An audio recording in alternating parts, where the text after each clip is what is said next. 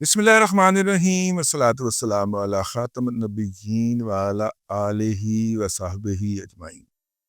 السلام علیکم ورحمۃ اللہ وبرکاتہ۔ آج کی سب سے بڑی خبر جو پاکستان کے امرانڈو میڈیا کے اوپر جگہ نہیں پا سکی، وہ خبر یہ تھی کہ جناب نریندرا ایس مودی صاحب جو ہیں انہوں نے یہ حکم صادر کیا ہے کہ یہ جو حالیہ جنگ ہوئی ہے اس کے اوپر نہ تو کوئی تحقیقاتی کمیشن بنے گا اور نہ ہی اس کی رپورٹ جو ہے وہ پبلک کی جائے گی، اور اس کے اوپر بھارت کے جو جسے کہنا چاہیے نارمل اذہان کے جو تجزیہ نگار ہیں، دفاعی تجزیہ نگار، میں بخشی اور گورواریا کو نکال کے بات کر رہا ہوں، لیکن نارمل اذہان کے جو تجزیہ نگار ہیں ان کا کہنا ہے کہ بھائی آپ اس کو پبلک نہ کریں لیکن انویسٹیگیشن تو ہونے دیں، کیونکہ جو موجودہ ڈاکٹرائن ہے، دفاعی ڈاکٹرائن جو ہے یا موجودہ دفاعی حکمت عملی جو ہے بھارت کی، وہ تو وڑ گئی، اور اگر آپ نے کوئی نئی دفاعی حکمت عملی ترتیب دینی ہے تو اس کے لیے تو بہرحال رپورٹ ہونا ضروری ہے۔ اچھا، بھارت کا جو موجودہ ڈاکٹرائن ہے یا جو موجودہ حکمت عملی ہے، دفاعی حکمت عملی ہے، اس کے بیشتر خد و خال ترتیب دیے گئے تھے کب؟ کارگل کے وقت۔ اچھا، کارگل کے وقت جو تھا وہ کیا تھا کہ کارگل کی پہاڑیوں کے اوپر سے سردیوں میں جوان تھلے نیچے چلے جاتے تھے دونوں طرف کے، اور اگلی دفعہ آ کے پھر وہاں پہ اپنی اپنی جگہوں کے اوپر براجمان ہو جاتے تھے۔ اس سے پہلے انڈین یہ سیاچین میں کر چکے تھے کہ پاکستانی جب نیچے آئے اور گرمیوں میں جب اوپر گئے تو سامنے انڈینز بیٹھے ہوئے تھے، اور ان کے مورچوں پہ نہیں، مورچوں سے بہت آگے آگے بیٹھے ہوئے تھے، اور انہوں نے چن چن کے پاکستانیوں کو بلندی سے مارا، پاکستان کے فوجیوں کو شہید کیا۔ اسی طرح اور بھی کئی جگہوں کے اوپر انڈیا یہ کر چکا تھا۔ تو اس وقت کے کارگل بوائے جناب جنرل پرویز مشرف صاحب نے کہا کہ یہ ہر تیسرے چوتھے سال بھارت ہماری کسی نہ کسی جگہ پہ قبضہ کر لیتا ہے، اسی اسٹریٹجی کے تحت کہ سردیوں میں جب برف باری ہو جاتی ہے اور زندگی ناممکن ہو جاتی ہے وہاں پہ اور جوان نیچے آ جاتے ہیں، تو جب واپس جاتے ہیں اور ایگریمنٹ کر کے آتے تھے آپس میں، کمیونیکیشن کر کے، تو جب واپس جاتے ہیں تو انہی کے اوپر انہوں نے قبضہ کیا ہوتا ہے۔ 5-7 اور جگہوں پہ بھی قبضہ کیا بھارتیوں نے، پاکستان پی گئے، پاکستانی فوج پی گئی، اس نے ذکر ہی نہیں کیا۔ تو مشرف صاحب نے اس کا کہا کہ جناب، انہیں کہا گیا کہ بھائیجان یہ تو جنگ ہو جائے گی، اس نے کہا ہم نہیں کریں گے، مجاہدین کریں گے۔ جب مجاہدین کا نام دے دیا پھر پاک فوج نے ان اپنے فوجیوں کو، جو کہ اپنے فوجی تھے، کرنل شیر خان کو تبھی تو نشان حیدر دیا تھا، تو ان اپنے فوجیوں کو انہوں نے وہ اون ہی نہیں کیا۔ جب اون نہیں کیا تو نہ اپنا اس کی توپ خانے کی سپورٹ دی، نہ ہوائی سپورٹ دی۔ یہ تو ہماری کہانی ہو گئی نا،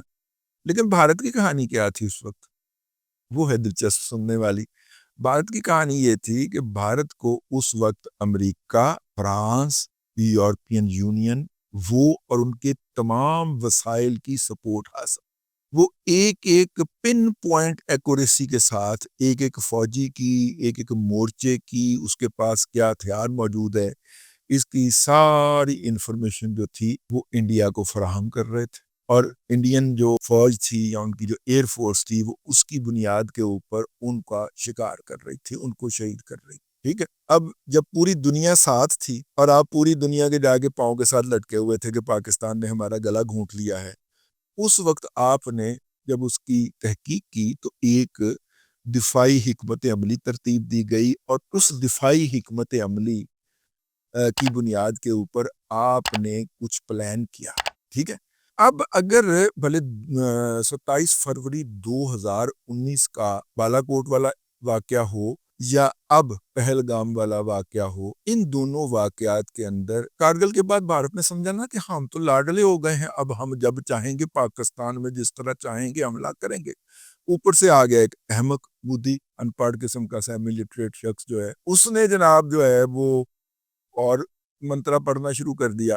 جب پاکستان کا 27 فروری 2019 میں ٹاکرا ہو گیا تھا تو مودی جی کو اس وقت ہی سبق سیکھ لینا چاہیے تھا، اور اس کی بنیادی وجہ میں اس لیے عرض کر رہا ہوں کہ اس وقت ہی دنیا کو پتہ چل گیا تھا کہ وار تھیٹر جو ہے، جس میں ملٹیپل ٹارگیٹس، انٹرکنیکٹیوٹی، یہ وہ سارا کچھ، یہ جو وار تھیٹر کا جو نظام ہے جو پاکستان لے آیا ہے، یہ اگلے نسل کا یا اگلے لیول کا وار اسٹریٹجی کی ایگزیکیوشن ہے، اور جو کہ ابھی تک صرف امریکہ، چائنا اور روس کے پاس ہی ہے. ٹھیک ہے، پاکستان چوتھا ملک ہے. پاکستان نے کیسے ترتیب دی ہے؟ اگر پاکستان جو ہے یہ ویسٹ سے پرزے لیتا یا فلسفی لیتا اور لے کے اس کو بناتا، تو ویسٹ نے ہر پرزے کے اوپر ناک رگڑوانا تھا، ہر پرزے کے اوپر کنڈیشنیں لگوانی تھی، ہر چیز کے اوپر ہمیں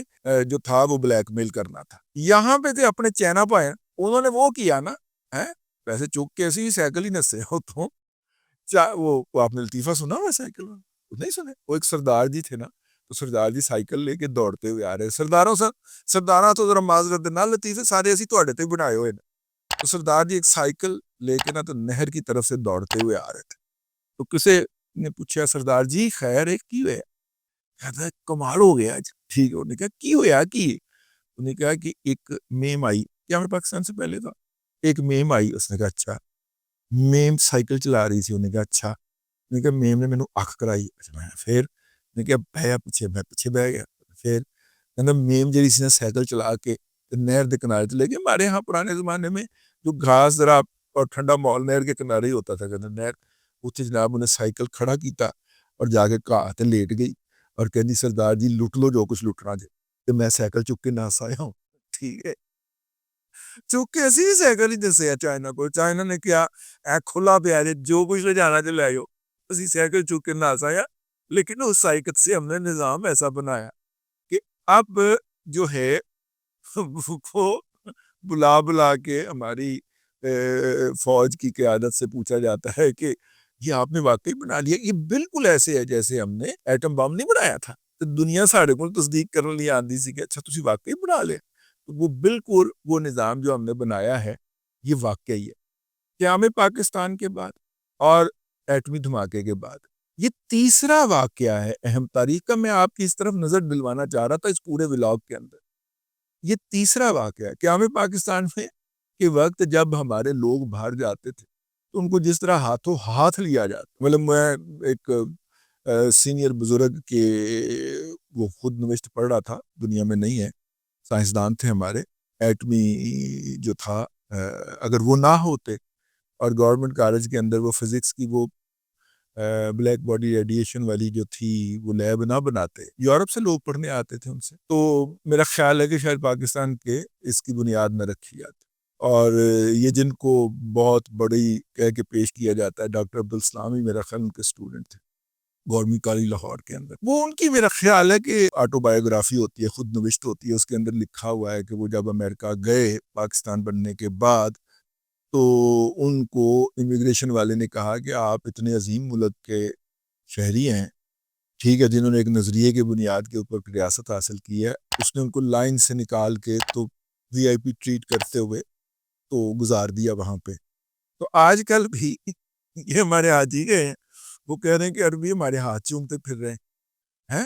آج کے دن بھی وہی عزت مل رہی ہے پاکستان کو یا پاکستانیوں کو، جس کی طرف میں آپ کی نظر دلوانا چاہ رہا ہوں. لیکن کمنگ بیک، یہ جو فلسفی گھڑ کے آگے چلائی جا رہی ہے، اور وہ یہ ہے کہ اس وقت دنیا کے اندر پاکستان کی جو قدر و منزلت میں اضافہ ہوا ہے اس کی بنیادی وجہ یہ ہے کہ ہم نے وہ ایک نیا نظام بنایا. اور اس نظام بننے کے باعث اگر بھارت یہ نظام بنانا چاہے، اور بنانا تو پڑے گا، جب بھی وہ شروع کرے گا 8 سال کا اس کو وقت لگے گا.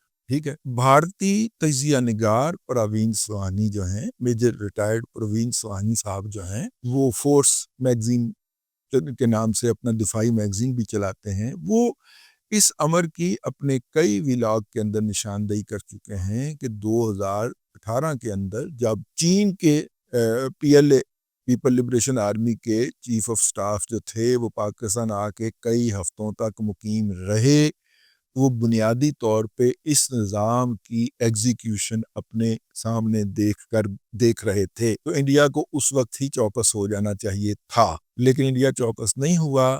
تو پھر بالا کوٹ کے اندر مار کھائی، اٹاپا چڑھیا.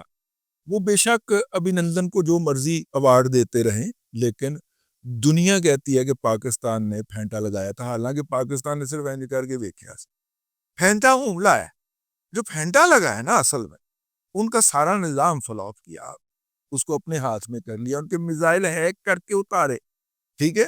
بھارت نے 550 چھوڑا تھا، وہ پتہ چلا جی کوئی پشاور میں پھٹ رہا ہے، کوئی کہیں پہ پھٹ رہا ہے، ان کو انہوں نے بھارتی نظام سے آزاد کر دی، تو وہ گھومتے رہے، جب وہ ان کی بیٹریاں ختم ہو گئیں یا ان کا فیول ختم ہو گیا تو کوئی پشاور میں جا کے گرا، کوئی مردان میں گرا، کوئی کہاں پہ گرا، نقصان اس کا تھوڑا بہت ہوا لیکن زیادہ نہیں ہوا، ٹھیک ہے، پینک زیادہ پھیلا۔ تو یہ جو نظام ہے اس کے باعث دنیا بھر کے اندر اس وقت پاکستان پہ ڈونگرے برسائے جا رہے ہیں، ہمیں تھوڑا سا اس سے محتاط رہنے کی ضرورت ہے۔ پاکستان کے ہمسائے ایران نے بھی دھمکی لگا دی ہے کہ اگر امریکہ نے یا اسرائیل کو امریکہ نے ہم پہ حملے سے نہ روکا تو اس علاقے کے اندر جتنے بھی جو ہوں گے وہ ہم اس کو ہٹ کر دیں گے، جتنے بھی امریکی مفادات ہوں گے۔ اور امریکہ نے اپنے تمام لوگوں کو کہا ہے کہ وہ جناب یہ متحدہ عرب امارات، بحرین، کویت، ان علاقوں سے، عراق، ان علاقوں سے نکل جائیں۔ عرض میں کر رہا تھا کہ خیر بات پھیل گئی کہ اب یہ اتنی بڑی جنگ ہوئی ہے، دوسری جنگ عظیم کے بعد سب سے بڑا طیاروں کا آپس میں مقابلہ ہوا ہے، رہے وہ فاصلے پہ ہی ہیں لیکن مقابلہ ہوا ہے، لیکن اس کی تحقیق نہیں ہوگی۔ کیوں نہیں ہوگی؟ پوچھا جانا چاہیے نا، بھارتی تو پوچھ رہے ہیں، ہم آپس میں بات کر رہے ہیں نا، کیوں نہیں ہوگی؟ کیونکہ کرتوتیں بہت گندی گھولی ہیں، ایک سخوئی کا سکواڈرن نہیں مل رہا ابھی تک، اور رشین سر پکڑ کے بیٹھے ہوئے ایسے کر کے، اور ہم سے بلا کے پوچھ رہے ہیں کہ یارو ذرا بچوں سے پوچھ کے بتاؤ کہ کیا کیا ہے انہوں نے، ٹھیک ہے۔ تو بچوں نے ابھی آفیشلی کچھ نہیں بتایا، ان آفیشلی دادے نے کانے جو پھونک مار دیتی کہ سخوئی دا سکواڈرن تے فارغ ہی سمجھو۔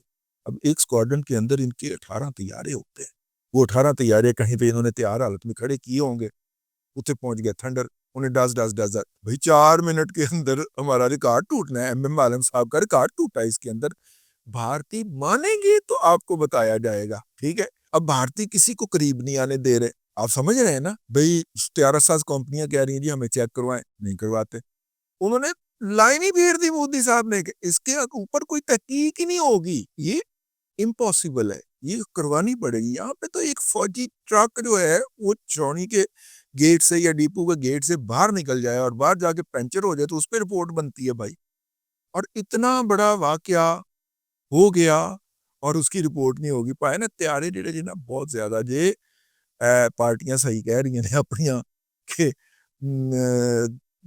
10 کے قریب جو ہیں وہ رافیل ہیں، 18 کے قریب جو ہیں وہ سخوئی ہیں، ٹھیک ہے۔ اب تک کے لیے اتنا ہی، اگلے ولاگ کے اندر پھر حاضری ہوگی۔ اللہ تبارک و تعالیٰ آپ کو آسانیاں عطا کرے اور آسانیاں خلق خدا میں تقسیم کرنے کی توفیق عطا کرے۔